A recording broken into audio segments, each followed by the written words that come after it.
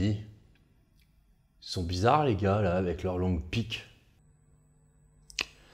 Ouais, ils ont l'air d'avoir la confiance en plus. Bon, du coup on fait quoi? Oh bah, comme les Celtes, les Samnites, les Carthaginois, les Illyriens, etc. hein.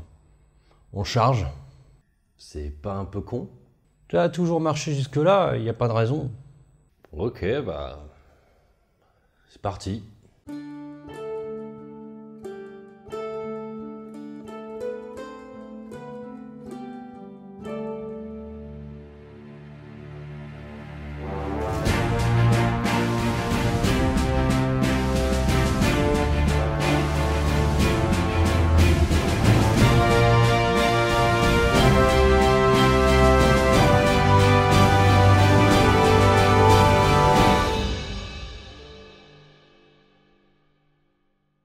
Aujourd'hui, nous nous engageons dans le dernier épisode sur les phalanges macédoniennes pour parler de leur disparition.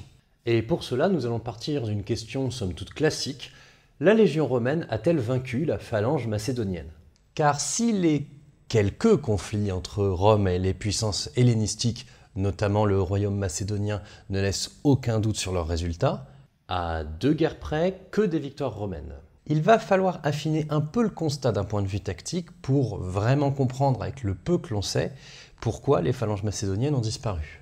Bien évidemment, nous allons nous appuyer sur les vidéos précédentes, mais retenez bien que là, on va traverser une période assez longue pour en faire une synthèse, de 200 à 80 avant l'ère commune. C'est large, mais ça nous donne plusieurs confrontations entre les légions romaines et des phalanges à la macédonienne. On notera que nous faisons l'impasse sur les guerres de Pyrrhus en Italie parce que ça nous amènerait trop loin temporellement.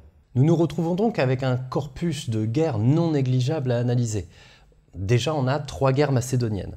On retire la première où les Romains se contentent d'un soutien aux Étoliens.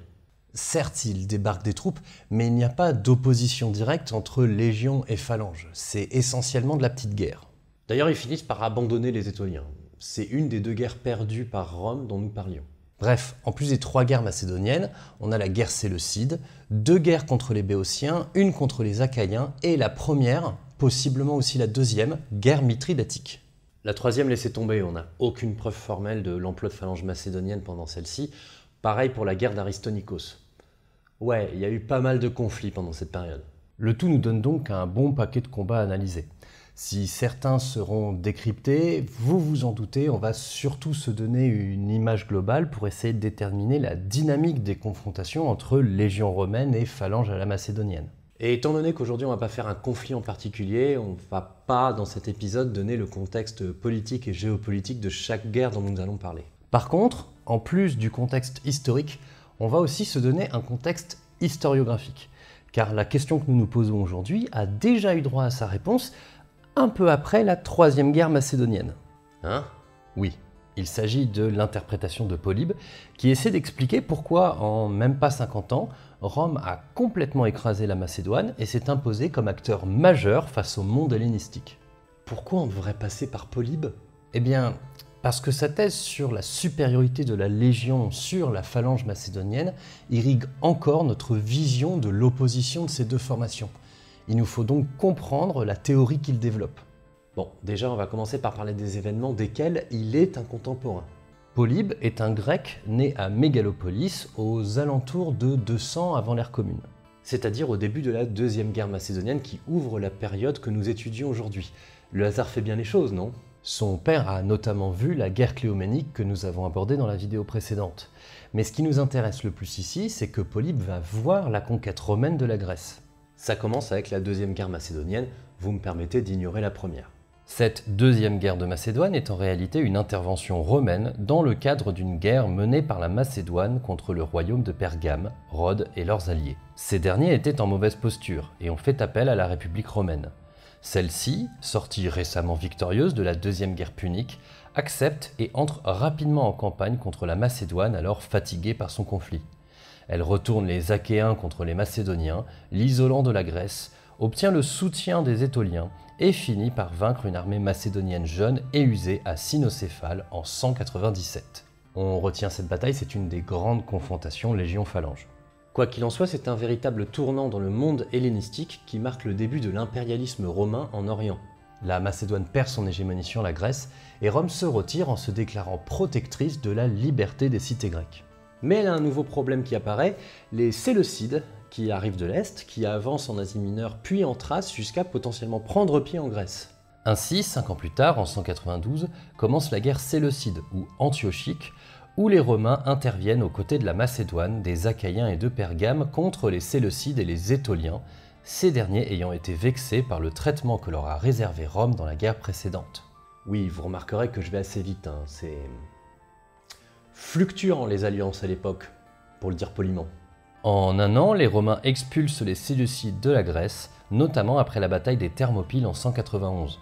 S'ensuit alors une campagne navale remportée en grande partie grâce à la flotte rhodienne pour permettre des opérations terrestres en Asie mineure, où les Romains finissent par vaincre les Séleucides à Magnésie du Sipyle.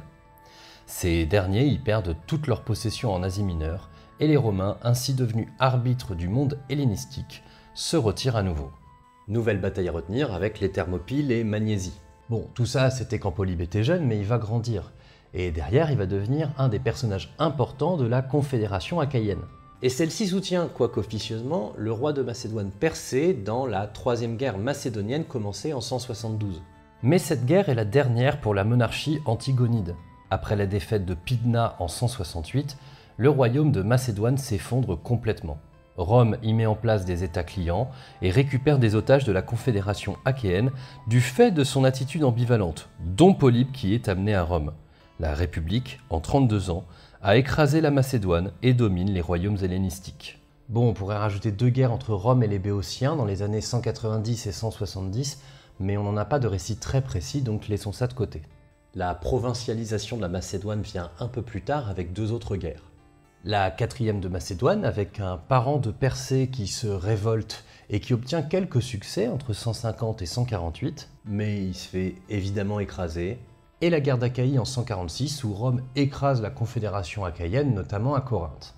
La province de Macédoine est ainsi créée en 146, tandis que la Grèce est plus ou moins réduite à une forme de protectorat, avec des cités indépendantes, mais dont la politique extérieure revient de plus en plus à Rome.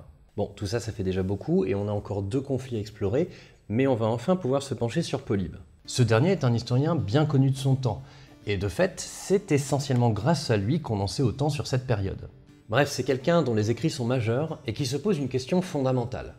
Comment ça se fait que Rome conquiert le monde comme ça? Sachant que ce dernier a un objectif, qu'il assume complètement d'ailleurs. Il cherche à démontrer que Rome est supérieure en tout point aux Grecs sur le plan militaire et politique. Du coup, on peut pas dire qu'il fait dans la nuance, il tient vraiment à sa démonstration. Il en fait des caisses puisqu'il cherche surtout à convaincre les Grecs de ne jamais se soulever contre les Romains. C'est assez compliqué, il y a des affaires personnelles là-dedans. En fait, il en veut vraiment aux stratèges achéens, ça serait long à développer. Toujours est-il que ça lui fait parler de pas mal de trucs et il va notamment se pencher sur l'aspect militaire. Selon lui, la légion romaine est supérieure à la phalange, ce qui explique la facilité de la conquête. Et il a quelques arguments pour expliquer cette supériorité. Selon Polybe, la légion est bien plus adaptable à plein d'égards. Elle a un armement plus polyvalent, permettant aux légionnaires individuellement de mieux s'en sortir que le phalangite et sa sarisse, bien fragile une fois la formation rompue. La phalange est dépendante d'un terrain plat, uniforme, au moins large de 20 stades, soit 3400 mètres, pour pouvoir se déployer, ce qui la rend inutile dans d'autres conditions, notamment les sièges. Le manipule de la Légion permet des manœuvres et des initiatives bien loin de la rigidité d'une phalange macédonienne qui fonctionne en bloc. Enfin, le système du triplex acquiesce, des 3 axes, rend la Légion plus résiliente aux déconvenues. Et elle permet d'avoir une réserve, là où les armées fondées sur les phalanges en sont dépourvues. Voilà, c'est bon an mal an la thèse polybienne qui explique les victoires romaines sur les puissances hellénistiques et qui irrigue aujourd'hui encore un certain nombre de travaux. La vidéo de cette chaîne sur Pydna reprend plus ou moins inconsciemment cette thèse. Et il faut bien admettre qu'elle est séduisante. Si on regarde rapidement le déroulé des batailles que nous avons citées jusque-là, on pourrait être tenté d'y croire. Sauf que si vous avez suivi cette série, vous remarquerez qu'il y a plusieurs choses qui clochent. En fait, Polybe s'arrange plusieurs fois avec les faits. Il simplifie pour faire rentrer sa théorie, voire il déforme grossièrement pour les besoins de son argumentation. Donc on va reprendre tout ça pour, disons, nuancer un peu le propos et élargir un peu notre interprétation des facteurs expliquant la victoire romaine et la disparition des phalanges macédoniennes. Bon, déjà on va commencer par les déformations et les omissions. Bon, déjà, rien que la place nécessaire pour une phalange pour se déployer, plus de 3 km, Oui, alors ça a l'air d'un détail, mais ça sous-entendrait une phalange macédonienne, si elle était profonde de 16 rangs, de 50 000 hommes. Ce qui a peut-être eu lieu une seule fois à la bataille de Raphia et du côté lagide seulement. donc une bataille entre deux royaumes hellénistiques. Et encore, c'est pas sûr. Mais même sans ça, Polybe efface en fait, comme on l'a vu, qu'une phalange macédonienne est très bien découpée, avec un échelon tactique central qu'est la Speira. Le syntagma de l'épisode 3, hein. Donc 256 hommes plus 5 hommes hors rang. Donc non seulement la phalange se découpe bien mieux que ce que Polybe expose, mais en plus ça donne à cette dernière une capacité de s'adapter aux petits espaces. Typiquement, les combats de brèche lors des sièges ou dans les retranchements sont un des gros points forts de la phalange, où elle donne de sacrées leçons à la Légion. Et ça, disons que Polybe décide de pas en parler. Je vous donne un exemple. En 198, durant le siège d'Athrax, les Macédoniens laissent les Romains s'engager dans la brèche, puis les chargent, provoquant une déroute coûteuse en hommes. Idem au siège de Corinthe en 198. Ce schéma assez simple se répète pas mal de fois pendant la troisième guerre macédonienne de 171 à 168. Donc les phalanges s'en sortent très bien durant les sièges avec les Speira. C'est d'ailleurs dans ces contextes de front limité qu'elles sont les meilleures.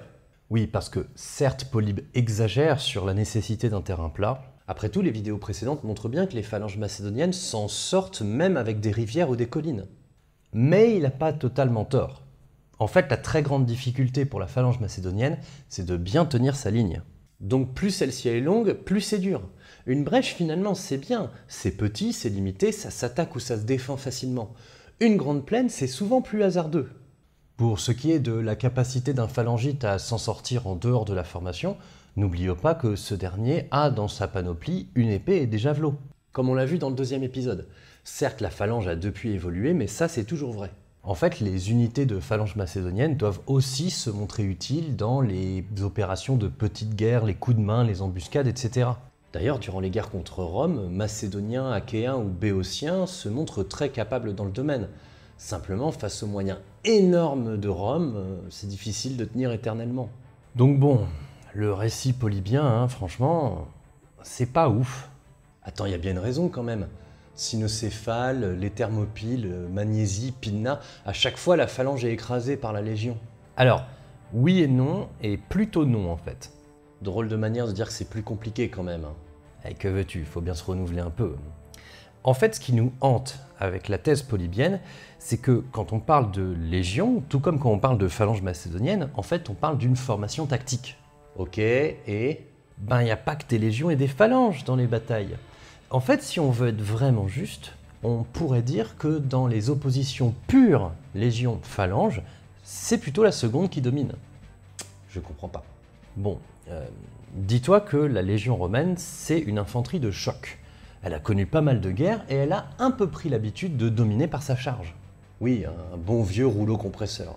Oui, mais quand elle rencontre la phalange macédonienne, elle rencontre un gros client et elle est carrément bousculée. Alors pourquoi ils ont gagné ?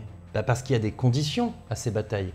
Et surtout qu'il y a d'autres troupes, notamment des alliés qui sont habitués à la phalange et qui ont trouvé d'autres moyens de les gérer. Bon, je suppose que c'est là que tu vas nous décrypter les batailles pour nous parler de tout ça ? Fatalement. Mais il faut pas m'en vouloir, là le récit va être assez succinct. On approfondira peut-être dans d'autres vidéos si le besoin s'en fait sentir. Commençons par Cynocéphale en 197. C'est une bataille de rencontre sur des collines que les Macédoniens engagent un peu dans la précipitation et forcés par les circonstances. Dans le brouillard, les reconnaissances romaines et macédoniennes se tombent dessus sur une colline. Leur combat escalade puisque les Romains ont rapidement envoyé en renfort cavalerie et infanterie légère qui repoussent les Macédoniens. Derrière, ce sont des renforts de l'autre camp, cavalerie et turéophoroi qui repoussent les Romains. Flamininus, à la tête de ces derniers, fait alors se déployer toutes ses troupes depuis son camp au pied des collines et envoie la Légion en renfort sur sa gauche, tandis que Philippe de Macédoine fait rameuter ses troupes qui étaient parties fourrager. Une fois son aile droite constituée, avec l'élite des Peltastes, il lance un assaut contre la Légion. Celle-ci est repoussée avec fracas. Le flanc gauche romain est enfoncé. Mais la gauche macédonienne est lente à se mettre en place. Elle a fait beaucoup de chemin pour rattraper l'avance de la droite et n'est pas en formation. Flamininus y voit l'occasion et ordonne aux légions de l'aile droite, aux Étoliens et aux éléphants de charger. Les éléphants sont en tête et les Macédoniens de l'aile gauche refluent face aux animaux. La légion s'occupe des phalanges qui restent en arrière et les Étoliens se jettent dans le sillage des éléphants et poursuivent le gros des fuyards jusqu'au camp macédonien qu'ils prennent, empêchant ainsi tout ralliement. C'est alors qu'un tribun, plutôt que de poursuivre, se retourne et flanque la droite macédonienne qui se fait massacrer en étant prise en sandwich. Bon, du coup, dans cette bataille, on voit un point très net. Dans la confrontation frontale entre une phalange et une légion romaine sur une colline, c'est la phalange qui a nettement pris le dessus. C'est assez clair. Du coup, 1-0 pour le choc des Sarissophores, malgré un terrain imparfait. Ensuite, les autres phalanges sont mises en déroute par les éléphants, puis par les Étoliens, qui ont l'habitude de gérer les phalanges autrement et qui profitent du désordre. En fait, le roi de Macédoine Philippe en demande trop à ses troupes. Il est dans une position dangereuse et tente un coup un peu dans la précipitation. Les phalangites ont été rappelés en toute urgence de leurs opérations de fourrage, ont parcouru du chemin et ont dû monter une pente avant de se mettre en formation. En face, les légionnaires n'ont eu, avant d'être engagés, qu'à se déployer en contrebas de leur camp. Par contre, 2 bons points dans la Légion, dont on pourra remarquer que le triplex Achies a sûrement permis de tenir le temps nécessaire sur la gauche, jusqu'à la manœuvre inattendue mais plutôt réussie grâce aux manipules, du demi-tour d'une partie des troupes de la droite romaine dans le dos de la droite macédonienne. Entre cette manœuvre et la bonne résistance de la gauche romaine, la phalange, un premier temps victorieuse, se retrouve prise en sandwich. Enfin bon, la victoire macédonienne aurait été miraculeuse, ils étaient que 25 000 contre 33 000.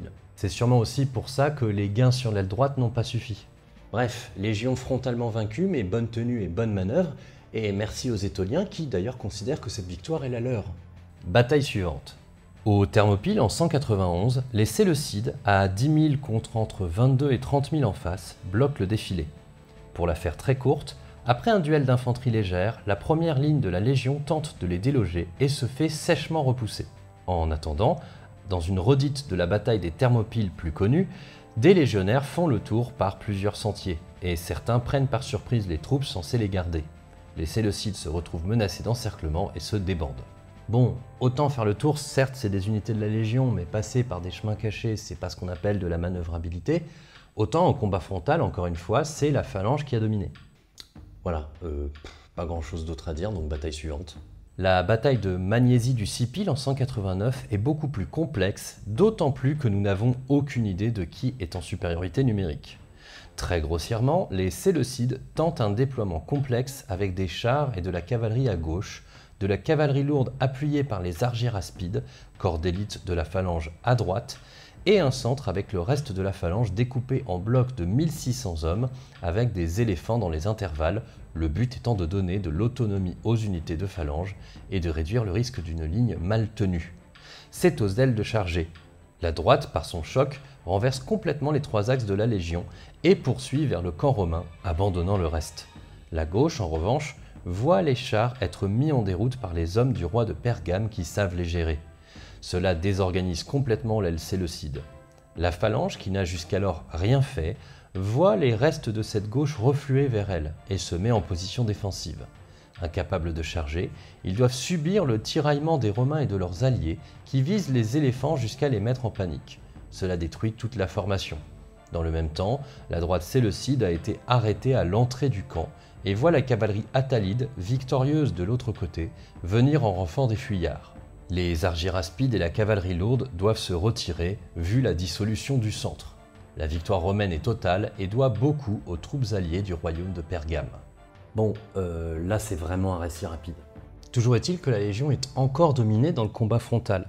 Ce qui les sauve, c'est surtout la complexité tactique du plan séleucide, la panique des éléphants et leurs alliés attalides qui font un gros boulot. À tel point que le mérite leur sera reconnu par les Romains et qu'on a retrouvé une plaque de bronze qui dépeint cette scène de la cavalerie venant au secours des légionnaires. D'ailleurs, le royaume de Pergame y gagne ici les territoires que les Romains font céder aux Séleucides. Du coup, vous voyez, moyen la Légion contre la phalange en bataille rangée. Bon, je ne vais pas vous refaire Pindna, mais pour le coup, la phalange semble effectivement se désorganiser, ce qui permet à la Légion de se glisser dans des interstices et briser la formation. Enfin, notons qu'au début de la bataille, c'est la phalange qui impose carrément son choc, et c'est en exploitant les effets qu'elle perd la cohérence de sa ligne. Et il ne faudrait pas diminuer l'importance des combats sur les ailes gagnés par les éléphants et les troupes alliées. Encore. Donc quand on sort de toutes ces batailles, le bilan n'est pas si bon en faveur de la Légion dans son opposition à la phalange. Certes, les trois axes ont donné de quoi encaisser parfois le choc, les manipules ont permis des manœuvres assez inattendues, même du côté romain, à Cynocéphale ou à Pydna, mais bon. Même dans les opérations de petite guerre ou de siège, la phalange macédonienne remplit son rôle et met plusieurs fois en échec les légionnaires. Mais alors, pourquoi autant de victoires? Pourquoi Rome domine systématiquement? Eh bien précisément parce que ces conflits entre Romains et Hellènes ne sont pas simplement des duels légion-phalange. On l'a pu le voir avec nos quelques exemples, les troupes alliées, les éléphants, les conditions d'engagement et parfois les manœuvres ont joué un grand rôle dans la mise en échec des phalanges. Ainsi, il est loin d'être impossible que le récit polybien soit une construction a posteriori fondée sur les tentatives d'adaptation des commandants romains face à la phalange. Oui, Polybe est un grand proche des Aemilii, une famille très influente à Rome, notamment militairement, puisqu'elle a donné rien moins que 2 Scipions l'Africain et Paul-Émile le Macédonique, vainqueur à Pydna. Donc Polybe a certainement entendu, écouté, discuté avec des commandements romains qui, eux, ont voulu, au bout d'une 50aine d'années de conflit, où de fait la phalange gagne frontalement contre la Légion, développer une doctrine d'évitement face à cette dernière, un peu sur le modèle de la manœuvre de Pydna qui, pour improviser qu'elle fut, a pu être par la suite institutionnalisée. En observant les méthodes des Étoliens, par exemple, les Romains ont certainement tenté de penser une autre approche des phalanges, moins frontale, même si cela ne semble pas avoir vraiment infusé dans les troupes, puisque cela arrive tardivement. À Magnésie ou à Pydna, on sent un léger fléchissement de l'approche bas du front précédente, où les légionnaires essaient de se retirer un peu avant le choc. Bref, il y a une adaptation qui se dessine dans les années 140. Dommage, il n'y a plus d'adversaires.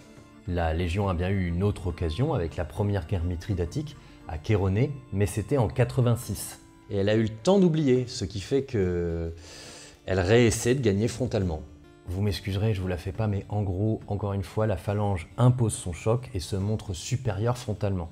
Et encore une fois, c'est le combat sur les ailes, mais aussi une bonne réaction des vétérans légionnaires au centre, qui détruit l'ordre de bataille adverse.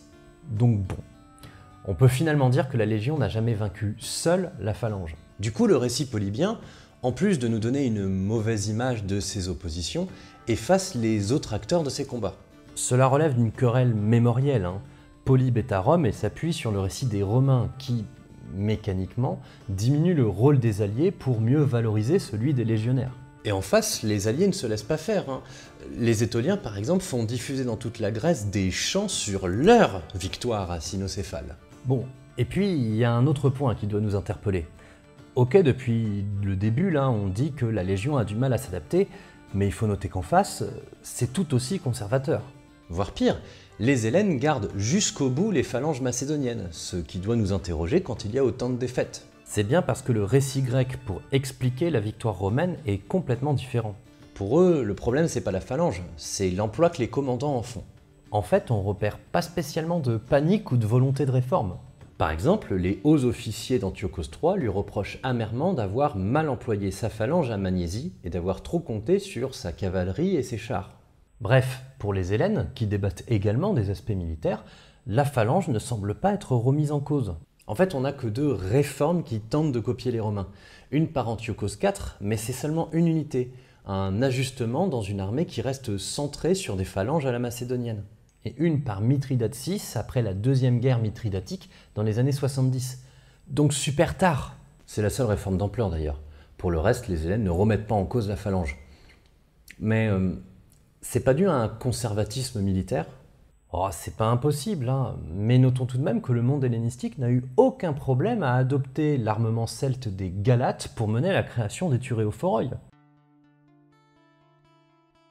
En 280-279 a lieu ce qui s'appelle la Grande Expédition, ensemble d'invasions et de migrations par des Celtes, nommés Galates par les Hellènes, en Thrace, en Macédoine et en Thessalie, qui détruit le royaume de Macédoine, reconstruit plus tard, et atteint même Delphes.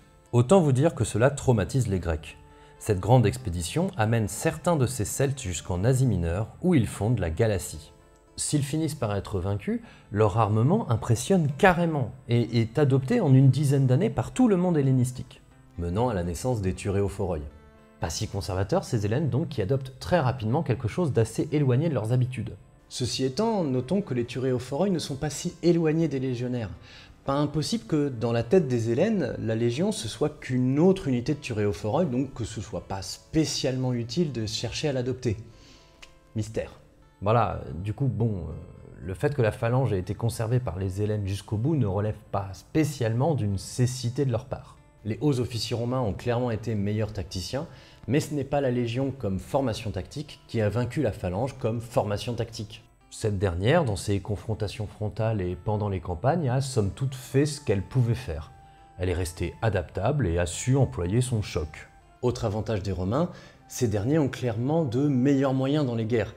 C'est simple, après la deuxième guerre punique, Rome est un monstre. Géant démographique et économique, surtout quand on y rajoute les alliés italiens, elle a beau subir des désastres, c'est pas vraiment un problème. D'ailleurs, ces pertes, souvent, c'est pendant les sièges ou les opérations de petite guerre, pas à des moments où ça se voit. Mais les pertes sont bien réelles. Jamais la Macédoine ou les Séleucides n'auraient pu en encaisser autant. Les Mithridates, n'en parlons même pas. En fait, là où les Hellènes ont peut-être véritablement fait une erreur, c'est dans leur appréciation de la puissance romaine, qu'ils pensaient plus fragile que ça.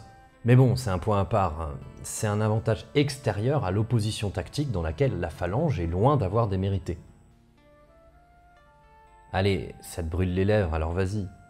Non mais tu me vois venir, pourquoi la phalange macédonienne disparaît dans ce cas? Oh ben, très franchement, on sait pas. Le problème, c'est que, après la mort de Polybe, vers 120, ça devient beaucoup moins clair. Allez, t'as bien une hypothèse. Oui, mais à prendre avec des pincettes. En fait, ça vient certainement du lien entre structure militaire et structure politique. Plaît-il? Eh bien, la phalange macédonienne ne disparaît pas telle une unité qui ne serait plus adaptée, comme les tertios espagnols au début du XVIIIe siècle ou les cuirassiers après la Première Guerre mondiale. Tu veux dire après une réforme d'un pouvoir qui fait évoluer son armée? Oui, c'est ça. Eh bien, contrairement à cette dynamique, les phalanges macédoniennes, elles, semblent disparaître avec les structures politiques qui s'appuyaient sur elles militairement. En même temps, elles avaient qu'à mieux les protéger. C'est plus compliqué que ça. Malheureusement, on manque de certitude sur la disparition de ces phalanges pour être catégorique, mais on peut proposer autre chose. Vas-y. Bon, déjà, on peut observer que les Romains n'annexent pas directement les territoires grecs et macédoniens. Et alors? Eh bien, autant on ne sait pas si la phalange survit à la disparition du royaume antigonide de Macédoine, autant on sait que ce dernier la garde jusqu'au bout. Pareil pour les Béotiens ou les Achaïens. Et les Séleucides? Les Lagides? Non mais eux, laisse tomber, on sait rien. Eux, ils s'effondrent sur eux-mêmes, leur faillite est clairement politique et sociale. Non, par contre pour les Grecs, c'est plus compliqué. Comment ça? Eh bien, si on se penche par exemple sur la Confédération béotienne, celle-ci disparaît en 172-171 du fait de ses divisions politiques. Au début de la Troisième Guerre macédonienne, si on regarde rapidement, on a deux camps dans la Confédération béotienne. Les romanophiles, soutiens de Rome, avec Thèbes ou Thespie, et les macédénophiles, avec Haliarte, Coroné ou Thisbé. Chaque camp est représenté dans l'Assemblée fédérale, mais les Romains, intelligemment, parviennent à s'insinuer dans le processus de prise de décision. Une cité n'est pas romanophile ou macédénophile par plaisir, elle a ses intérêts, ses craintes, et Rome appuie par ses manœuvres diplomatiques le camp qui lui est favorable. Résultat, le ton monte, les divergences augmentent, et la Confédération implose. Et derrière, désormais face à des cités isolées, Rome fait sa guerre et s'attaque aux potentiels alliés de la Macédoine pour isoler cette dernière. Elle défonce Haliarte et Coroné, tandis que Thisbé se rend. Non seulement la confédération béotienne n'est plus, mais il n'en reste que les romanophiles. En fait, ce schéma se répète régulièrement dans les différentes cités grecques, où le camp romanophile, soutenu par Rome, s'appuie sur ce soutien extérieur pour faire taire son opposition. Mais ce faisant, elle laisse de plus en plus de marge de pouvoir aux Romains qui s'insinuent dans la gouvernance des cités. Tant et si bien que l'annexion se fait doucement, diplomatiquement, et à la fin le pouvoir est à Rome. La structure sociale et étatique permettant de lever les phalanges meurt, la phalange meurt avec elle. Et derrière, Rome, elle, a la Légion pour remplir les missions dévolues à cette formation. Contrairement à d'autres troupes alliées, la phalange à la macédonienne n'apporte rien de nouveau au dispositif romain. Et ainsi disparaissent sans mot dire les phalanges à la macédonienne. Pas par une réforme, mais par une disparition des structures institutionnelles et politiques leur permettant d'exister. Ah, c'est presque décevant. Ah, je trouve pas. Le véritable problème, c'est qu'on manque de données. La phalange macédonienne disparaît silencieusement dans les sources. Peut-être de futures études feront émerger d'autres facteurs de cette disparition. Toujours est-il que finalement, c'est un peu à l'image de toute l'histoire que nous avons traversée. C'est-à-dire? Eh bien, outre l'armement et l'organisation de ces formations tactiques, Points sur lesquels j'espère vous avoir fait comprendre l'adaptabilité et la polyvalence avec son lot d'évolution. on peut remarquer que les phalanges à la macédonienne sont le produit d'une organisation militaire mais aussi politique. Ce sont toujours des levées, pas des mercenaires ni des troupes professionnelles, même s'il y a des troupes d'élite. Elles sont donc toujours intimement liées aux États qui les ont mises sur pied. Leur diffusion après la mort d'Alexandre se fait grâce aux vétérans de ces guerres, mais aussi grâce à la constitution de pouvoirs plus locaux qui prennent petit à petit leur indépendance. Dans un boxon sans nom, il faut bien le dire. Et par la suite, des États décident de les copier, à des moments où leur structure sociale ou politique, leur puissance démographique ou financière, bref, un contexte favorable, leur permet de le faire. Sans pour autant faire disparaître les hoplites traditionnels, ni empêcher l'émergence de nouvelles unités comme les turéophoroi. Et on ne parle évidemment pas de l'infanterie légère, de la cavalerie ou des éléphants.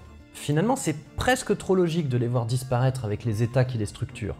Mais on peut au moins retenir que, contrairement au récit polybien, qui a certes raison sur certains points, mais en déforme ou en omet d'autres assez grossièrement, les légionnaires n'ont pas particulièrement dominé les sarissophores. Par contre, les Romains ont su s'adjoindre les bons alliés, mieux employer leurs outils tactiques, déployer plus de moyens, mais surtout ils ont su détruire et diviser politiquement et diplomatiquement les États hellénistiques afin de les soumettre. Ce qui fait que si la Légion a fait, allez disons, match égal avec la phalange macédonienne, le pouvoir romain, lui, a explosé les pouvoirs helléniques. Et voilà, c'est la fin de cet épisode et de cette série, j'espère que le tout vous a plu. Je tiens particulièrement à remercier Rémi Saou qui m'a beaucoup aidé dans l'écriture de tous ces épisodes. Quant à moi, je vous remercie de m'avoir écouté et je vous souhaite une bonne journée.